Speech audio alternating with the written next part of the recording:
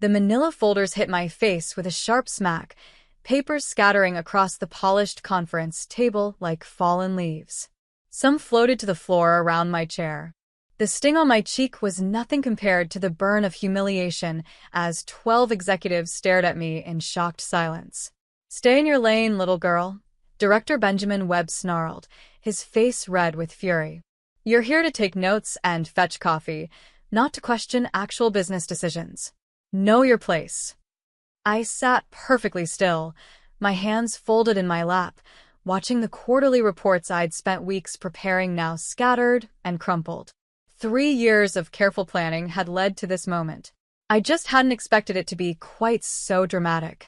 Slowly, I reached down to collect one of the fallen papers. Then I stood up. "Actually, Mr. Webb," I said, my voice steady despite my racing heart, "I think it's time everyone knew exactly what my place really is." I walked to the head of the conference table where Webb stood, his chest still heaving with anger. "Ladies and gentlemen of the board, allow me to properly introduce myself." I turned to face the room full of executives who had treated me as invisible for 3 years. "My name is Amelia Hayes, and as of this morning, I am the new Chief Executive Officer of Meridian Financial Group. Before I continue this story, I want to thank everyone who's been supporting this channel. If you're enjoying this revenge story, please hit that like button and subscribe. It really helps me know you want more content like this. Trust me, you won't believe what happens next when I reveal how I secretly bought this entire company. Now back to that boardroom where everything changed. My name is Amelia Hayes. Everyone at Meridian Financial called me Vicky. I was 29 years old when the file-throwing incident happened. I had a master's degree in forensic accounting and a CPA certification that nobody at the company knew about. I'm naturally observant, extremely patient, and have what some might call a photographic memory for numbers. These traits made me excellent at my job and dangerous when crossed. I hadn't always planned to work as an executive assistant. My dream was to own a financial services firm specializing in fraud detection and corporate restructuring. But fresh out of graduate school with student loans crushing my budget, I needed steady income while I developed my expertise and built capital for my own business. Meridian Financial Group was a mid-sized investment firm specializing in corporate acquisitions when I joined. The company had brilliant analysts, but suffered from poor leadership and outdated management practices. I saw potential immediately and thought I might learn valuable lessons before starting my own firm. Then I met Benjamin Webb. As Director of Corporate Development, Benjamin Webb had a reputation for being demanding and results-driven. What people whispered about was that he was also condescending, credit-stealing, and had a particular disdain for women in the workplace. He'd clawed his way up from middle management through aggressive tactics and taking ownership of other people's successes. I became his assistant through an internal transfer after his previous assistant, Jennifer, quit without notice. Later, I learned she'd filed multiple complaints with HR about his behavior, all of which were quietly dismissed. "You're lucky to get this opportunity," the HR director told me with a plastic smile. "Direct access to executive leadership is invaluable for career development." During my first week, Benjamin called me into his office to set expectations. "I don't need you to think. I need you to execute. Schedule meetings, prepare reports, handle correspondence. Can you manage that without overstepping?" I nodded, playing the part of the eager assistant perfectly. Grateful for the chance, ready to learn, willing to stay in my assigned role. Inside, I was already calculating how to use this position to advance my real agenda. For 3 years, I arrived first and left last. I managed Benjamin's calendar, handled his correspondence, prepared his presentations, and organized his files. I took detailed notes in every meeting, maintained his databases, and became invisible in the way that only assistants can be. Present but overlooked. Heard but not listened to. What Benjamin never realized was that I was absorbing everything, understanding everything. I knew Meridian's operations better than anyone because I processed all the information. I knew which deals were struggling, which clients were dissatisfied, which employees were planning to leave because of toxic management. And I was planning something extraordinary. During the day, I was the perfect assistant.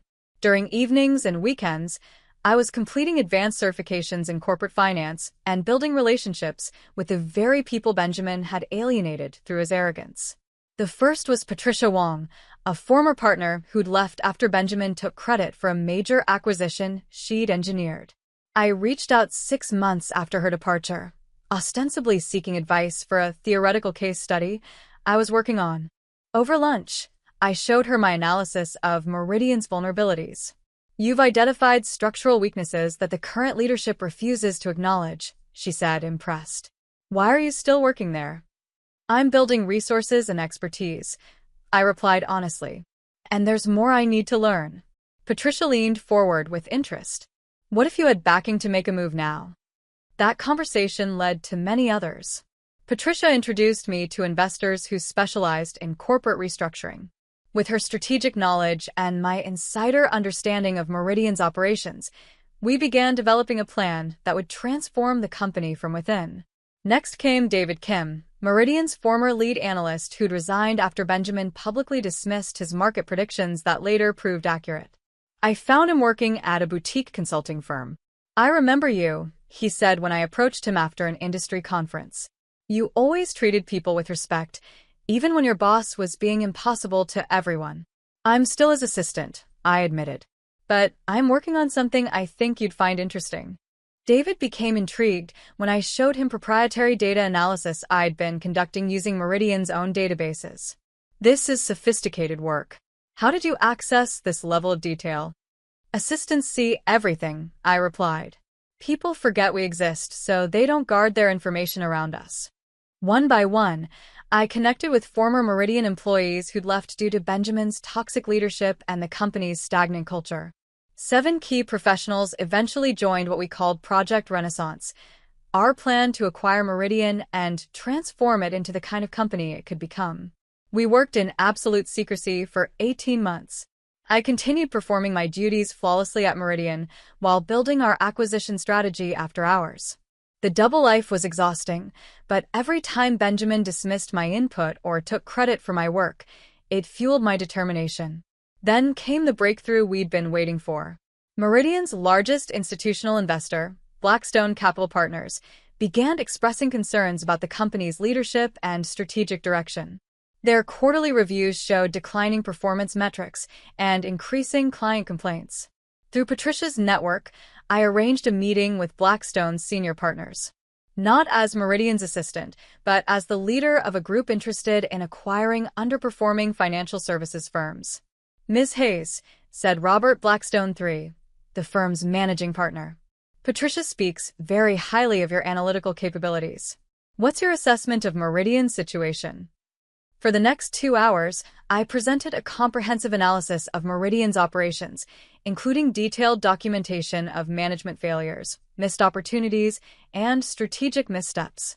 I had access to information that external analysts could never obtain. "This level of insight is remarkable," Robert admitted. "How did you gather this data?" "I've been working inside the organization for 3 years," I explained, "in a position that gave me access to all levels of operation while remaining completely overlooked by senior management." By the end of our meeting, Blackstone had committed to financing our acquisition of Meridian Financial Group. The months that followed were intense. Patricia handled negotiations with Blackstone. David developed our post-acquisition operational plan. Our legal team prepared the paperwork for what would be a hostile takeover disguised as a management buyout. I continued my role at Meridian, gathering intelligence and documenting the very mismanagement that would justify our takeover. Benjamin unknowingly provided me with extensive evidence of his poor leadership through his own emails and recorded meetings. The irony wasn't lost on me. I was using Meridian's own resources to build the case for replacing its leadership. The perfect opportunity presented itself when Benjamin scheduled a board meeting to present his strategic plan for the coming year. He delegated most of the analytical work to me while planning to take full credit for the insights and recommendations. I spent 2 weeks preparing a comprehensive presentation that actually highlighted every weakness in Meridian's current approach. Benjamin reviewed it superficially and approved it without understanding that it was essentially a case for his own removal. "Good work, Vicky," he said dismissively. "Make sure the copies are clean and the projector is working." I don't want any technical difficulties during my presentation. I nodded and smiled, knowing that technical difficulties would be the least of his concerns. The morning of the board meeting, I dressed carefully in a navy blue suit and white blouse. I wore my grandmother's silver bracelet for courage. In my briefcase, I carried not only the meeting materials, but also legal documents that would change everything. The meeting began predictably, with Benjamin taking credit for the strategic analysis I'd prepared. He presented the findings as his own insights, never acknowledging the hundreds of hours I'd spent gathering and analyzing the data. Then board member Catherine Phillips asked a question that opened the door I'd been waiting for. Benjamin, these client satisfaction numbers are concerning. What specific actions are being taken to address the declining scores? Before Benjamin could respond with his prepared talking points, I spoke up from my seat at the side table. If I may, Ms. Phillips, the root cause analysis on page 23 identifies leadership communication as the primary factor in client dissatisfaction. The room went quiet. I had violated the unspoken rule: assistants don't contribute to board discussions. Benjamin's face began turning red. Amelia is overstepping her boundaries. Those are my findings based on my analysis of client feedback. Actually, I continued, standing up with my copy of the report, those findings are based on exit interviews I conducted with 47 former clients over the past 18 months.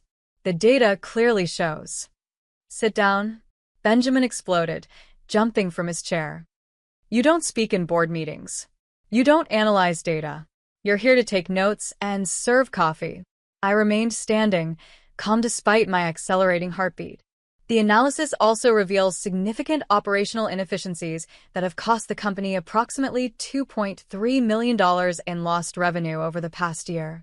That's when Benjamin lost complete control.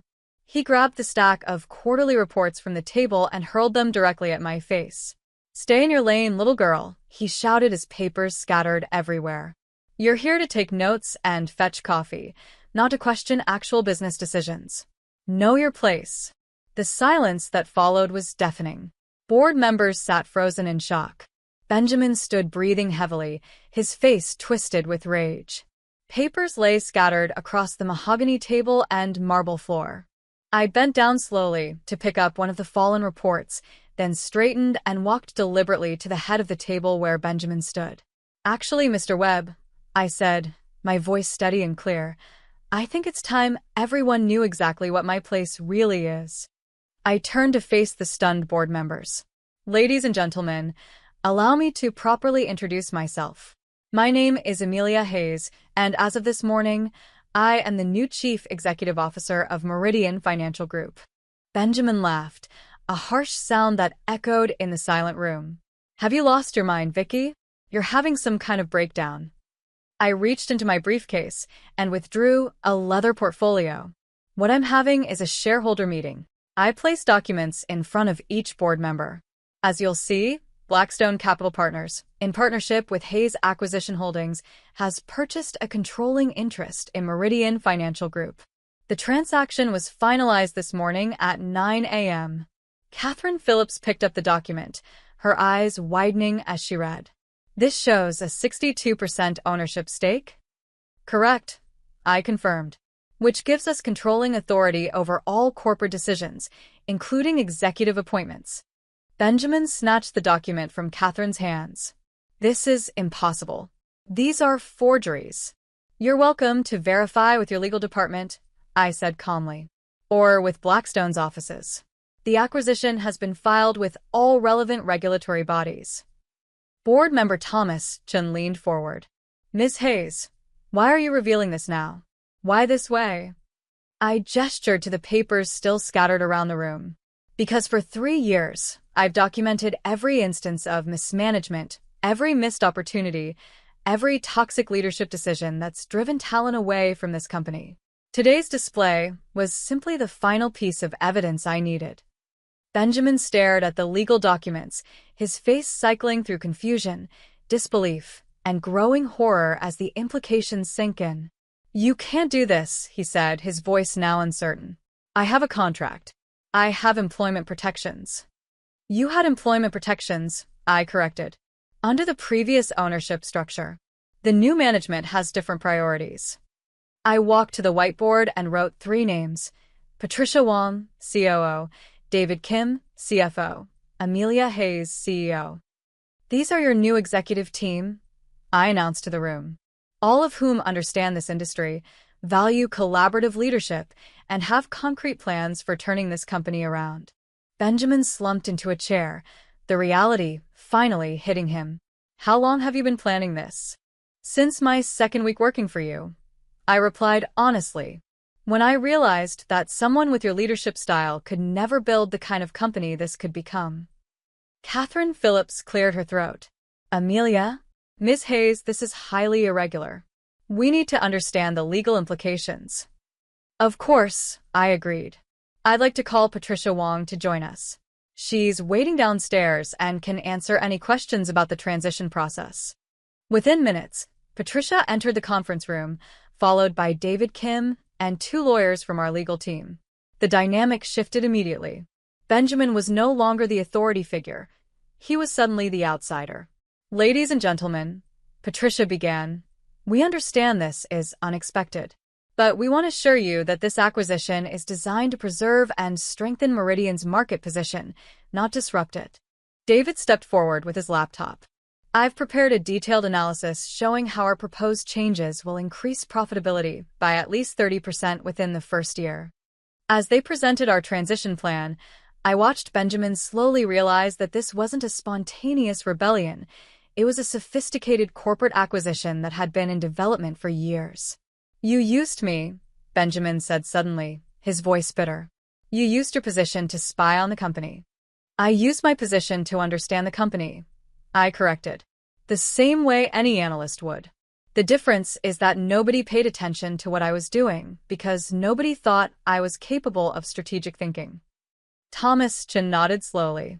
The invisibility of support staff. You had access to everything because nobody saw you as a threat. Exactly, I confirmed. For 3 years, I attended every meeting, read every report, handled every piece of correspondence. I understood this company's operations better than anyone because I touched every aspect of the business. Benjamin stood up abruptly. I won't let you destroy everything I've built here. Mr. Webb, Patricia interjected gently, you haven't built anything. You've managed declining performance and driven away talent. The company's revenue has decreased 18% during your tenure, while competitor firms grew by an average of 34%. David pulled up a presentation on his laptop. We documented 23 strategic opportunities that were identified by staff, but dismissed by leadership. 12 major clients expressed dissatisfaction with service quality. 6 high-performing employees left specifically citing management issues. I returned to my briefcase and pulled out 3 thick binders. These contain documentation of every decision, every missed opportunity, every leadership failure over the past 3 years. I opened the first binder. Client complaints that were ignored. Employee suggestions that were dismissed. Revenue opportunities that were overlooked because they didn't fit your preconceived notions. Benjamin's face was pale now. You recorded private conversations. That's illegal. Actually, our lawyer spoke up. New York is a one-party consent state. Ms. Hayes was legally permitted to record conversations she participated in. Additionally, she documented only business-related interactions, not personal communications. I opened the second binder. Performance reviews that were biased. Promotion decisions that ignored merit. Compensation practices that violated industry standards. Catherine Phillips examined some of the documents. This is extremely detailed. How did you compile all this? Assistants handle everything, I explained. Employee complaints come through us. Client feedback gets routed through us. Financial reports pass through us for formatting and distribution. We see the whole picture because we process all the information. The air in the boardroom was thick with tension, the scattered papers from Benjamin Webb's outbursts still littering the polished mahogany table and marble floor like the remnants of a storm. Amelia Hayes stood at the head of the table, her posture calm but resolute, her navy blue suit a stark contrast to the chaos Benjamin had unleashed. The board members, still reeling from her announcement that she was now the CEO of Meridian Financial Group, clutched the legal documents she had distributed, their eyes darting between her and Benjamin, whose face was a mask of fury and disbelief. Benjamin, his voice trembling with a mix of rage and desperation, made one final attempt to regain control. "The board won't stand for this," he said, his tone sharp but unsteady, as if he were trying to convince himself as much as the others. "You can't just walk in and take over a company. This is absurd, a stunt. I've been with Meridian for 15 years. I've built this firm's reputation, secured its biggest deals. You think you can erase that because you've got some paperwork and a fancy story?" His words hung in the air, but they lacked the authority he was accustomed to wielding. The room's silence was piercing, broken only by the faint rustle of papers as Thomas Chen, a senior board member with a reputation for meticulousness, looked up from the acquisition documents. His glasses reflected the overhead lights as he adjusted them, his expression unreadable but focused. "Actually, Benjamin," he said, his voice measured, "this appears to be completely legitimate. Blackstone Capital Partners is a respected investment firm, and the acquisition process, as outlined here, follows proper procedures. The documents show a 62% ownership stake acquired by Hayes Acquisition Holdings, with Blackstone's backing. It's all here, filed with the SEC, notarized and verified." Benjamin's eyes widened, his jaw tightening as he leaned forward, gripping the edge of the table. "Legitimate? You're telling me you're going to let this assistant waltz in and claim she's the CEO? She's been fetching my coffee for 3 years. This is a betrayal of everything this company stands for." Catherine Phillips, another board member known for her sharp legal mind, interjected before Benjamin could continue. She held up one of the binders Amelia had provided, her fingers tracing the detailed charts of Meridian's declining performance metrics. "Moreover," she said, her tone firm but not unkind, "these performance metrics are deeply troubling. If even half of these documented incidents are accurate, and I have no reason to doubt their authenticity, given the level of detail, we've been facing significant liability issues. Client dissatisfaction has risen 27% in the last 2 years. Employee turnover is up 15%, with exit interviews consistently citing leadership issues. Benjamin, these aren't just numbers. They're a pattern of mismanagement that puts the company at risk." Benjamin's face flushed a deeper shade of red, his hands clenching into fists. He turned to the other board members, his gaze darting from one to another, seeking an ally. "You can't seriously be considering this," he said, his voice now tinged with panic. "She's just an assistant. She takes notes, she organizes my calendar. She doesn't belong at this table. You're all being manipulated by her little sob story and some fabricated documents." David Kim, the former lead analyst who had joined Amelia's coalition, stood up, his calm demeanor a stark contrast to Benjamin's unraveling. He adjusted his tie and spoke with the precision of someone who had spent years analyzing data under pressure. "She's not just anything, Benjamin. Amelia is a CPA with a master's degree in forensic accounting. For 3 years, she's been analyzing Meridian's operations with a level of detail that external consultants charge millions to provide. She identified inefficiencies that cost us $2.3 million in lost revenue last year alone. Her work is the reason we have a clear path forward, and it's why Blackstone trusted her leadership in this acquisition." Patricia Wong, the former partner who had been instrumental in the takeover, stepped forward, her presence commanding yet collaborative. "The question isn't whether Amelia is qualified. Her work speaks for itself. Look at the evidence." She gestured to the binders, each one meticulously organized with tabs marking client complaints, ignored employee suggestions, and missed revenue opportunities. "The real question is whether Meridian wants to continue declining under current leadership or transform into the company it could become. We've lost talent, clients, and market share because of decisions that prioritized ego over strategy. Amelia's plan, backed by Blackstone, offers a way to reverse that." Benjamin's eyes narrowed, his voice dropping to a low, venomous tone. "You're all fools if you think this will hold up. I'll fight this in court. I have allies, investors, clients, people who know my value to this company. You think you can erase me with a vote? Catherine Phillips, unruffled by his outburst, looked around the room, her gaze steady as she addressed the board. I think we need to call for a formal vote on the proposed leadership transition. The acquisition documents are clear, and the evidence of operational failures is compelling. We have a fiduciary duty to act in the best interests of Meridian and its shareholders. She paused, letting the weight of her words settle. All in favor of accepting the new ownership structure and executive appointments. One by one, hands began to rise around the table. Thomas Chun was the first, his expression resolute as he nodded slightly to Amelia. Catherine followed, her hands steady and deliberate. Then came Richard Patel, the board's financial expert, who had been quietly reviewing the acquisition paperwork and seemed convinced by its thoroughness. Elizabeth Harper, who had often clashed with Benjamin over his dismissive attitude toward her strategic suggestions, raised her hand with a faint smile. Even Michael Langston, who had been Benjamin's closest ally on the board, hesitated only briefly before raising his hand, his face grim but resigned. Benjamin watched in horror as his support evaporated, his breath coming in short, ragged gasps. "You're making a mistake," he muttered, but his voice lacked conviction. The board's unity was undeniable, a silent rebuke to his years of divisive leadership. "The motion passes," Catherine announced, her voice carrying the finality of a gavel. She turned to Amelia, her expression softening. "Welcome, Ms. Hayes.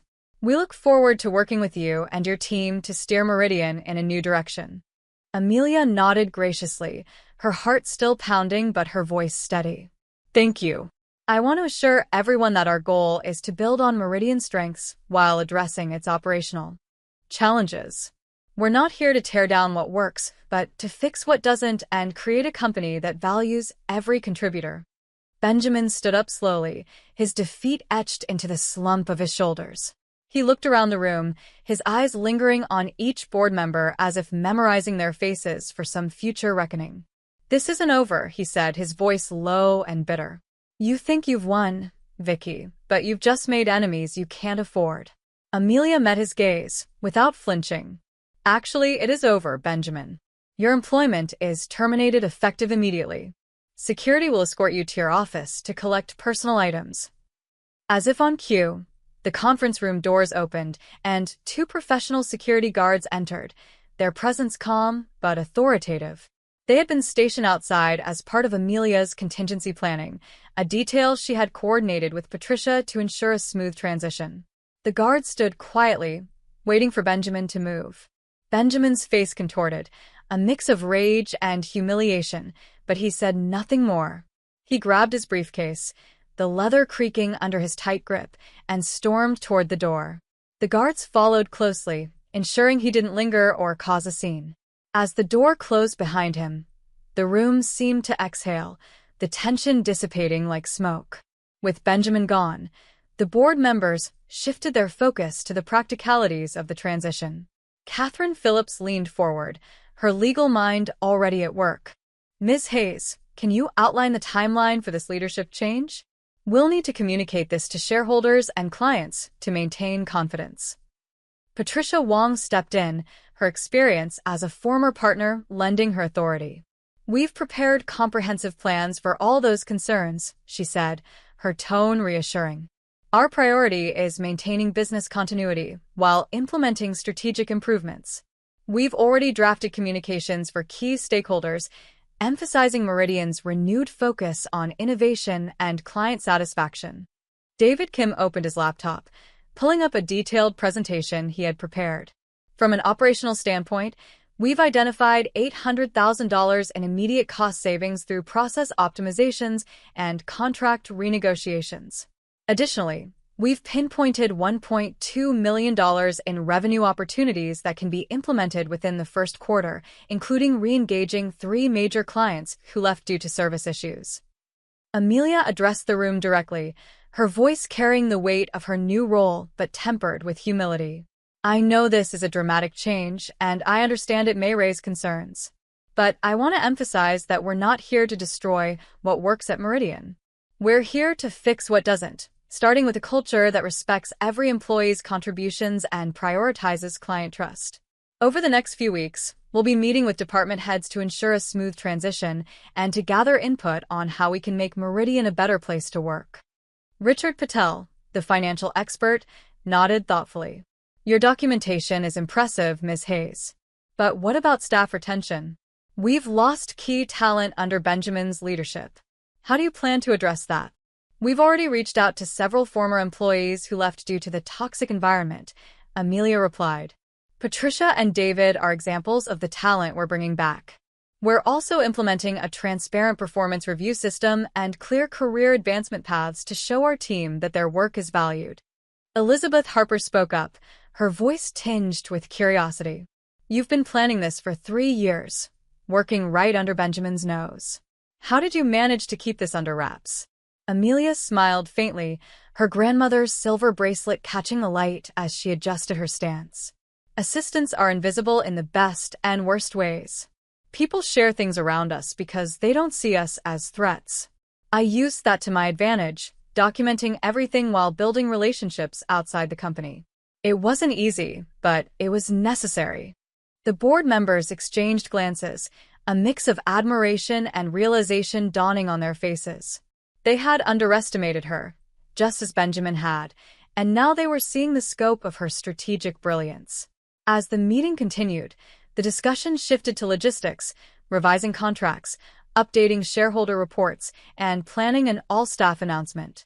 Amelia felt the weight of her new role settle in, but it was a weight she was prepared to carry. The scattered papers on the table, once a symbol of Benjamin's disrespect, now represented the foundation of a new era for Meridian. An hour later, I stood before the entire company staff in the main conference room. The news of Benjamin's removal had already spread through the office. I know you all have questions, I began. First, let me assure you that nobody's job is at risk because of this transition. Our goal is to create a better working environment, not to eliminate positions. Hands started going up around the room. Amelia, called out Janet from accounting. Is it true that you've been planning this for years? Yes, I answered honestly.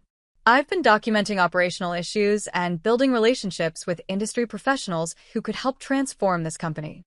What happens to people who are loyal to Benjamin? Asked Mike from business development. Loyalty to previous management isn't a problem, I replied.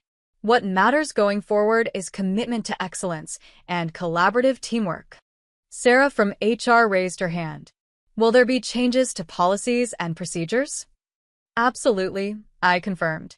We'll be implementing more transparent communication, clearer advancement opportunities, and stronger protections against workplace harassment. The mood in the room began shifting from anxiety to cautious optimism. 3 months after the acquisition, Meridian Financial Group was thriving. We'd retained 94% of valuable employees while creating a culture of respect and innovation. Our client satisfaction scores had improved dramatically, and we'd landed 3 major new accounts. I rarely thought about Benjamin until Patricia rushed into my office one afternoon. You need to see this, she said, showing me her tablet. It was an industry news article announcing Benjamin's new position at a smaller investment firm across town. The article quoted him directly. I'm excited to bring my proven leadership experience to a company that values traditional business practices. I handed the tablet back to Patricia. Monitor it, but don't worry about it. He's clearly trying to compete with us, she pointed out. He's trying to recreate what he lost, I corrected. But he still doesn't understand why he lost it.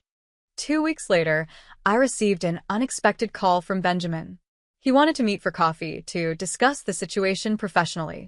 Against Patricia's advice, I agreed to meet him at a neutral location, a quiet cafe near the financial district. Amelia, he greeted me, attempting his old authoritative tone but failing. Thank you for meeting with me. What can I do for you, Benjamin? I asked once he was seated. He studied me for a moment, as if seeing me for the first time. I underestimated you. Yes, you did. I want to understand something, he continued. Was it always your plan to take over Meridian? From the very beginning? I considered the question carefully. No. Initially, I just wanted to learn the industry while building expertise for my own firm. But the more I observed how you operated, dismissing good ideas, taking credit for others' work, driving away talented people, the more I realized there was an opportunity to build something better. Using my company, he said bitterly. Using a company that was being mismanaged, I corrected. Every client we retained, every employee we kept, every improvement we implemented, those were opportunities you had first. You just didn't recognize their value. He leaned forward. I want to make you a proposition. This surprised me. What kind of proposition? I'm building something new, he said. With my experience and your tactical approach, we could create something significant. I couldn't help but smile. You want to offer me a job after calling me a little girl who should stay in her lane? His jaw tightened. I'm offering you a partnership. Equal ownership. I studied him, trying to understand his angle. Why would I consider partnering with you when I've already succeeded beyond what I originally imagined? Because you're still just running a small financial services firm, he replied. I have connections and industry relationships you'll never access on your own. I took a sip of my coffee, letting him wait for my response. Benjamin, do you know why I documented everything for 3 years? He frowned. Leverage, obviously. Protection, I corrected. I knew that someone with your personality would never accept defeat gracefully. You'd look for ways to undermine what we built, to prove you were still relevant. His expression confirmed my suspicions. This meeting isn't about partnership, I continued. It's about you trying to find a way back in, to regain control of what you think you lost. I stood up. But here's what you still don't understand. You never lost anything because you never really had it. You had a title and authority, but you never had the respect or loyalty that builds lasting success. As I walked away, he called after me. You think you've won, but this industry is smaller than you realize, Amelia. I turned back. The industry is exactly as big as you make it, Benjamin. That's something you never learned. 6 months after the acquisition, Meridian Financial Group had exceeded all our projections. We'd expanded into 2 new service areas, increased our client base by 40%, and received industry recognition for workplace culture. I was in my office reviewing quarterly reports when Zora, my new assistant, knocked on the door. Ms. Hayes, there's someone here to see you. She says her name is Jennifer Walsh. I recognized the name immediately, Benjamin's former assistant, the one who'd quit and filed complaints against him. Send her in, I said. Jennifer entered nervously, a young woman about my age with tired eyes that suggested she'd been through difficult experiences. Ms. Hayes, thank you for seeing me. I heard about what happened with Benjamin Webb. I gestured for her to sit. What can I do for you, Jennifer? I wanted to thank you, she said, her voice emotional. For 3 years, I thought I was crazy. He made me believe that his behavior was normal, that I was too sensitive, that I should be grateful for the opportunity. I leaned forward. You weren't crazy. And you weren't too sensitive. When I heard that you'd not only stood up to him, but actually bought the company. She paused, wiping her eyes. It made me realize that the problem was never with me. It never was, I assured her. Benjamin created a toxic environment that made everyone doubt themselves. Jennifer took a deep breath. I'm working at a smaller firm now, but I keep thinking about what you did. How you turned the situation around completely. What specifically interests you about it? I asked. Patience, she replied immediately. The long-term planning. The way you used their underestimation of you as an advantage. I smiled. Those are valuable insights. What are you thinking? I'm thinking, she said, her voice growing stronger, that there might be other companies with similar problems. Other situations where someone like me could make a difference. That conversation with Jennifer sparked an idea that would transform our business model. Within 6 months, we'd launched Meridian Consulting, a division specializing in corporate culture transformation and management restructuring. Jennifer became our lead researcher, using her experience and insights to identify companies struggling with toxic leadership. We developed a systematic approach to cultural change that combined insider analysis with strategic restructuring. Our first client was a tech startup where the CEO had driven away 3 CTOs in 2 years. Our second was a law firm where sexual harassment complaints were routinely dismissed. Our third was a healthcare company where patient safety concerns were being ignored by administration. In each case, we used the same principles that had worked at Meridian: thorough documentation, strategic relationship building, and patient execution of long-term plans. 1 year after the Meridian acquisition, I stood at a podium accepting the Financial Services Leadership Award from the Industry Association. As I looked out at the audience, I saw faces of people who had been part of my journey: Patricia, David, Jennifer, and dozens of others who had chosen to believe in a different kind of business leadership. This award recognizes leadership. I began my speech. But the real leadership at Meridian Financial Group doesn't come from any single person. It comes from creating an environment where every team member's insights are valued and their contributions are recognized. I paused, looking at the award in my hands. A year ago, someone told me to stay in my lane because I was just a little girl who didn't understand business. Today, our company has achieved record performance by expanding everyone's lanes and recognizing that understanding comes from listening, not from talking. The applause that followed wasn't just for me. It was for everyone who had ever been dismissed, overlooked, or told they weren't qualified to contribute. The most dangerous person in any organization, I continued, isn't the obvious competitor. It's the person you underestimate, the assistant who sees everything, the employee whose ideas you dismiss, the team member you think is just doing their job. As for Benjamin Webb, I heard he struggled at his new firm and eventually left the financial services industry entirely. Sometimes I wonder if he ever understood what really happened, how his biggest mistake wasn't throwing those files, but failing to recognize the potential in the people around him.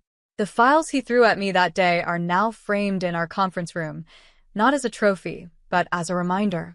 A reminder that disrespect reveals more about the person giving it than the person receiving it. If you've stayed with my story until now, thank you. Perhaps you've been underestimated too. Perhaps you're building something quietly while others dismiss your potential. Remember, being underestimated is an advantage if you know how to use it properly. People who don't see your value won't see you coming until you're already successful. And to every assistant, every support staff member, every person who's been told to stay in their lane, your lane might be wider than they think. Sometimes the person taking notes is actually writing the plan. If this story resonated with you, please hit that like button and subscribe to the channel. Share it with someone who needs to be reminded that their current position doesn't define their potential. Leave a comment about a time when someone underestimated you.